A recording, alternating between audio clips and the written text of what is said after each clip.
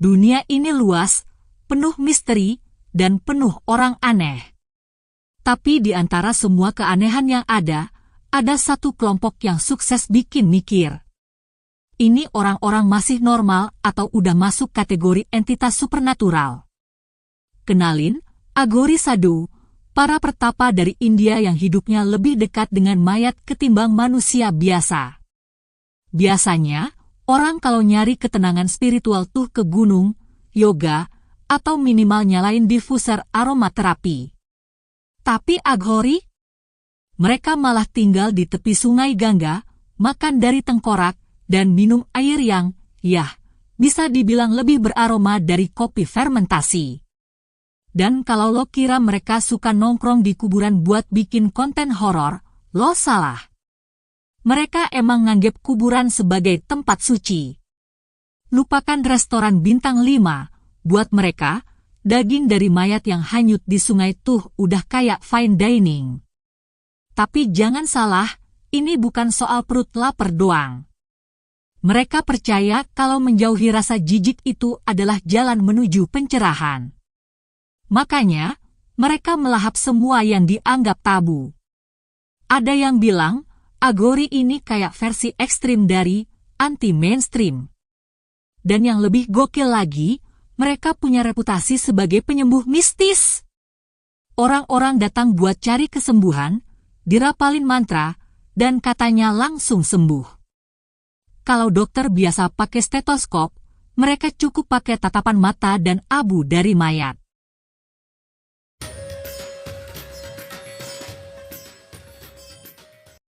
Menyelami pemakaman Aghori, hidup di antara dunia yang hidup dan mati. Kita udah tahu Aghori itu bukan sekadar sekte aneh yang doyan bertapa di kuburan. Sekarang, kita selami lebih dalam, kenapa mereka memilih tinggal di pemakaman? Kenapa nggak di gunung? Di hutan? Atau minimal di kos-kosan yang ada wifi? Jawabannya ternyata bukan cuma soal estetika gotik. Ada filosofi mendalam di balik pilihan ini. Nomor 1, kuburan adalah gerbang spiritual yang terbuka 24 jam. Dalam banyak kepercayaan, pemakaman itu bukan sekadar tempat mayat dikubur. Ini dianggap sebagai portal antara dunia yang hidup dan mati. Orang awam menganggap pemakaman itu seram, tempat arwah bergentayangan. Bagi Aghori justru disinilah batas realitas dunia fana dan dunia spiritual paling tipis. Dengan tinggal di pemakaman, mereka percaya bisa lebih mudah mengakses pengetahuan yang lebih tinggi, berkomunikasi dengan dunia lain, dan menghilangkan keterikatan pada kehidupan biasa. Ibarat orang lain belajar filsafat lewat buku, Aghori langsung kuliah lapangan di antara para arwah. Nomor 2, menghadapi kematian setiap hari sama dengan mengalahkan rasa takut. Salah satu tujuan utama Aghori adalah melampaui rasa takut, terutama terhadap kematian. Kebanyakan orang takut mati, takut kehilangan, takut berada di dekat kematian. Aghori justru menyatu dengan kematian setiap hari agar bisa menerima kenyataan hidup yang fana. Mereka percaya kalau kita bisa mengalahkan ketakutan terbesar manusia, maka kita akan bebas dari segala keterikatan duniawi. Ini lebih seperti exposure therapy ekstrim. Kalau takut hantu, biasanya orang coba nonton film horor buat latihan. Nah, untuk Aghori, mereka tinggal di tengah-tengah set film horor versi real life. Nomor 3, pemakaman adalah rumah tanpa kepemilikan. Salah satu prinsip dasar Aghori adalah menolak keterikatan material. Mereka nggak punya rumah. Mereka nggak punya properti. Mereka nggak butuh kasur empuk atau lemari pakaian. Di pemakaman, nggak ada konsep kepemilikan. Semua orang yang ada di sana, hidup atau mati, adalah sama. Dengan tinggal di pemakaman, Aghori menegaskan bahwa mereka sudah melepaskan keinginan terhadap harta dan kenyamanan duniawi. Ini beda tipis dengan homeless, Tapi bedanya mereka nggak kesusahan. Mereka sengaja memilih hidup seperti ini sebagai bentuk latihan spiritual. Nomor 4. Pemakaman adalah simbol kehidupan siklus alam semesta. Dalam kepercayaan Hindu, konsep samsara atau siklus kelahiran, kehidupan, dan kematian itu fundamental. Pemakaman adalah tempat akhir dari kehidupan fisik sebelum roh melanjutkan perjalanan selanjutnya. Bagi Aghori, dengan hidup di pemakaman, mereka bisa merenungkan siklus ini setiap hari dan memahami bahwa kehidupan dan kematian bukanlah dua hal yang terpisah, melainkan satu kesatuan. Mereka percaya bahwa dengan hidup di pemakaman, mereka bisa memahami hakikat kehidupan yang sejati dan akhirnya mencapai moksa atau pembebasan spiritual. Ini kayak kalau kita mau jadi master catur, ya kita hidup di papan catur setiap hari. Bedanya, Aghori hidup di antara dunia yang fana dan abadi. Nomor 5. Ritual yang berlangsung di pemakaman. Hidup di pemakaman bukan cuma soal duduk-duduk dan merenung. Ada beberapa ritual penting yang mereka lakukan di sana. Syavasadana atau meditasi di atas mayat. Ritual ini dilakukan dengan duduk atau berbaring di atas mayat yang baru dikremasi. Tujuannya? Menghadapi realitas kematian secara langsung dan mencapai tingkat kesadaran yang lebih tinggi. Puja abu mayat. Mereka melumuri tubuh dengan abu mayat dari kremasi sebagai simbol peleburan ego dan keterikatan duniawi. Pengorbanan ego. Mereka sengaja melakukan hal-hal yang dianggap menjijikkan oleh masyarakat, misalnya makan dari tengkorak, untuk menghancurkan ego dan ilusi moralitas yang dibuat manusia. Bagi kita, ini ekstrim. Tapi bagi mereka, ini cara menembus batas kemanusiaan dan mencapai kebijaksanaan spiritual tertinggi. Jadi, kenapa Aghori tinggal di pemakaman? Jawabannya bukan sekadar karena mereka aneh atau ekstrim. Ini adalah pilihan spiritual yang disengaja, dengan beberapa alasan utama.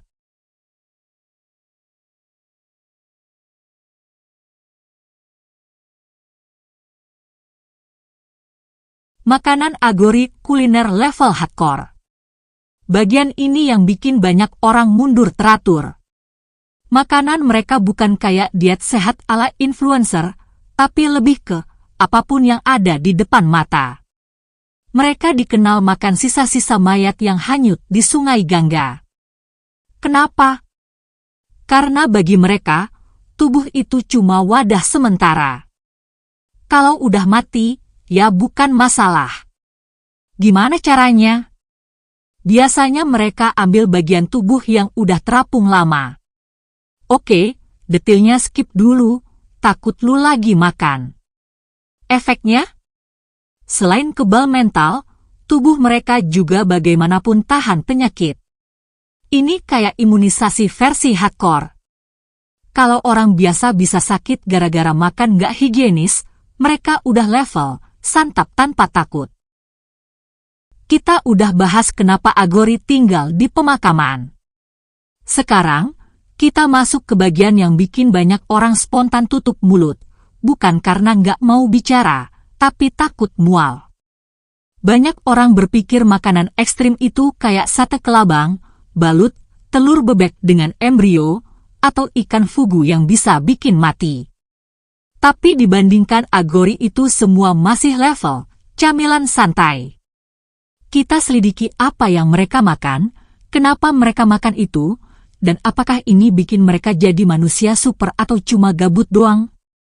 Prinsip, semua itu suci, termasuk makanan. Buat kita, makanan ada yang halal, haram, higienis, atau menjijikkan. Tapi buat Aghori, tidak ada makanan yang najis. Mereka percaya Tuhan ada dalam segala hal, jadi tidak ada yang kotor atau terlarang. Makan sesuatu yang dianggap menjijikkan itu bentuk meditasi, menghilangkan ego dan rasa jijik yang dianggap sebagai ilusi duniawi. Mereka nggak pilih-pilih makanan.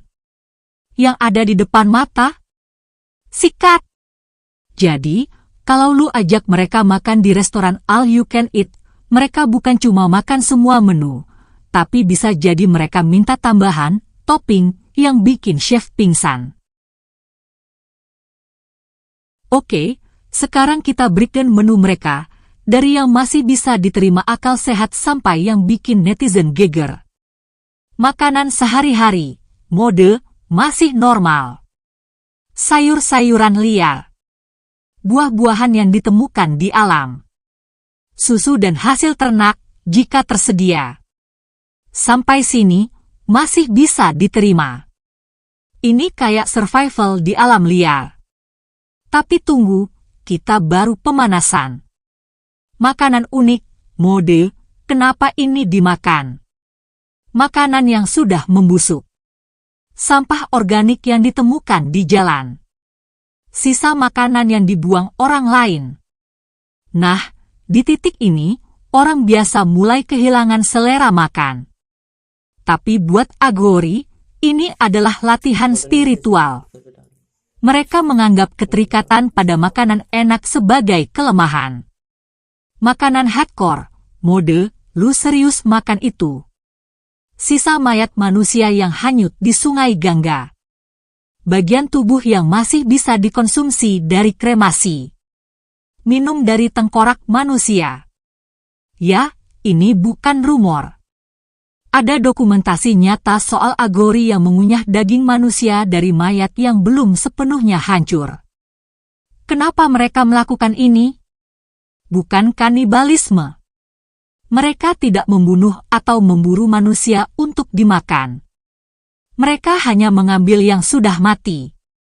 Menghadapi kematian langsung.